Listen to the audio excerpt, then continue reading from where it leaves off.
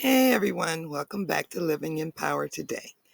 I'm Susan Peters Chesley, your ASD Master Coach, growing in self-awareness of my own uh, thoughts, and behaviors. Oh, this isn't going to work, is it? Yeah, accidents happen, right? So, just like you, I'm coming into acceptance of my own ASD traits. So, in this series, we're exploring what cognitive distortions are, how they develop, and their impact on our daily lives. Today, in this episode, we're discussing mind reading and assumptions. This cognitive distortion leads us to believe we know what others are thinking, and usually it's assuming the worst.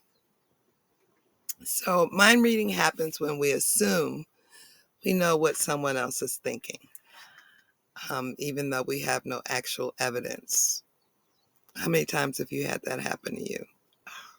I'd be rich if I had a dime for every time this is done. I've done this in my whole life. And these thoughts are often automatic and negative. I rarely have assumed anything positive in mind reading. I don't think I've ever assumed anything positive. But it makes us feel self-conscious, anxious, or withdrawn. So for level 1 autistic adults, interpreting social cues can already be challenging for us. So when we fill in the blanks with negative assumptions, it increases the anxiety and avoidance. So yeah, if this happens to you all the time, think about the times that you've done this and it made you more anxious and it made you withdraw from life even more. So, for example, imagine that you wave at a coworker and they don't wave back. Instead of considering that they might not have seen you, you assume they must be mad at you. This assumption may lead you to avoid them, avoidance again, and reinforcing unnecessary stress that you're experiencing. So the challenges and the impact of mind reading can create unnecessary social anxiety and misunderstandings. Again, bringing us back to the avoidance, making us go back into ourselves, not standing up for ourselves, not speaking out, but holding all of that unhelpful beliefs inside. And these people have no idea that you're thinking that way. Stated before, it makes us withdraw from social interactions, limit our opportunities to connect to other people, and it can even damage relationships. I did this in my marriage. My husband did this in our marriage. And yeah, we were not good communicators.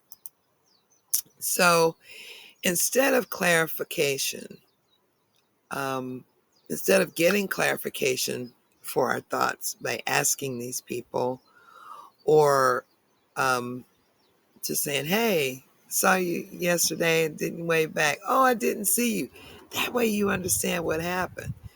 We rely on unverified assumptions that may not be true. And it's, you know what they say about assuming? It makes a ASS out of you and me. So, yeah. Now, reframing and strategies for dealing with this is to challenge mind reading by trying what I call reality testing. This is when you catch yourself assuming what someone else thinks. And then you ask yourself, do I have concrete evidence for this? Is this really true all the time? And instead of thinking they don't like me, consider the alternative explanations. Maybe they were distracted, tired, or, maybe they were even having a rough day. Who knows? They may be on the spectrum too. And so they may be hyper focused and hyper aware about being out, being nervous, and just rushing through, getting through what they need to get done, and having blinders on like horses do. We don't often see beyond our perspective. So, you know, slow down, take a breath, and ask yourself these questions. Another helpful strategy is communication. Asking clarifying questions, as I stated before, or simply observing more context can provide better insights.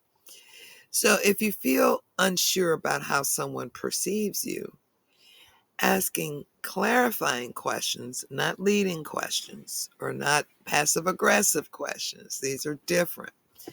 You ask clarifying questions or simply observing more context can provide better insights. In other words, like I just stated, maybe they were distracted. So when you ask a clarifying question, um, it's not like a passive aggressive. It's like, oh, you know, I saw you the other day, but apparently you didn't see me. That's a passive aggressive. You say, oh, yeah, I saw you the other day, but I figured, maybe you were deep in thoughts or rushing to work or the other day, but just wanted to say, hey, and check on you and see how you're doing.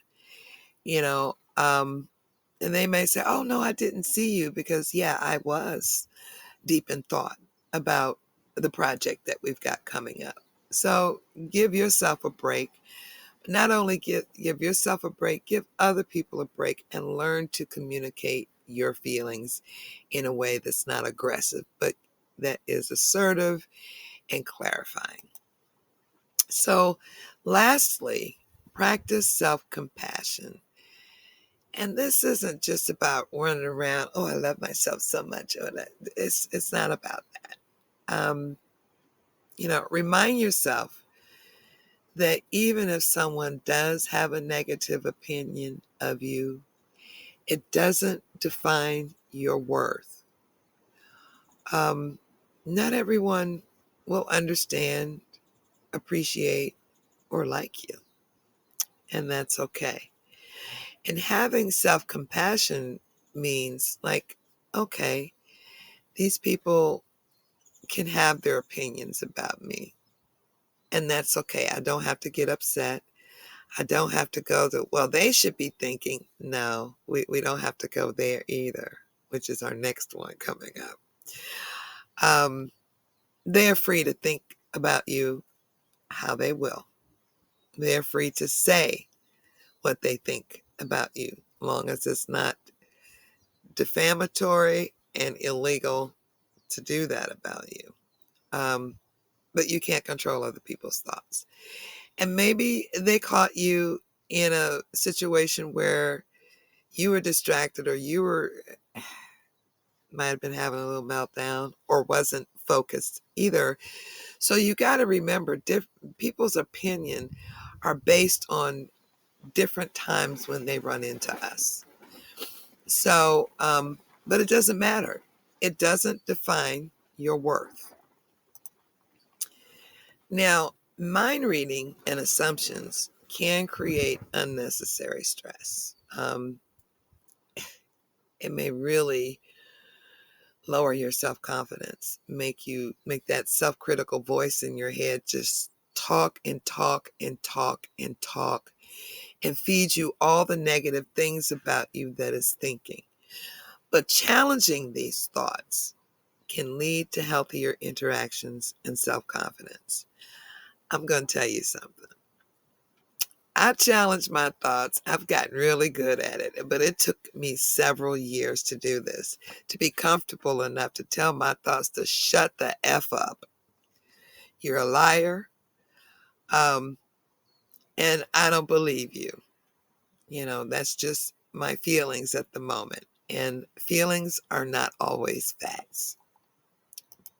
So in our next episode, we'll discuss should statements and perfectionism. Yeah, what other people should be doing, should be thinking, or what we should be doing and should be thinking. And getting out of being perfect about everything. As a matter of fact, I made a blooper at the beginning of the reel. I'm not starting this over again. So, nope, it's not perfect. But you know what? I'm human, just like anybody else. And it's okay. I'm not worried about it. And so the next one would be shift statements and perfectionism, and how to release those rigid expectations that we have grown up with or we have developed on our own. So check the link in the description or the comments for a pinned sheet, printable worksheet that you should be using on a daily basis. You could be using on a daily basis for to challenge and become aware of your biased thoughts. And I say use it daily because we have thousands of thoughts daily, and we have hundreds of these thoughts daily. So you want to catch it and write down, I had this thought, and what you could do to, the steps that we've learned so far, what you could do to challenge it, based on your biased thoughts. So if this resonated with you, let me know in the comments. I love to get comments, and so I can reply to you. And let me know how you're managing your thought processes with these issues and what has been helping you. So remember, you are not your assumptions. Let's support each other through this. And don't forget to like, share, and subscribe. And if you're on Fanbase, hearts are always appreciated. Remember, every moment is a chance to see things differently. You have a choice. See you next time. Aloha.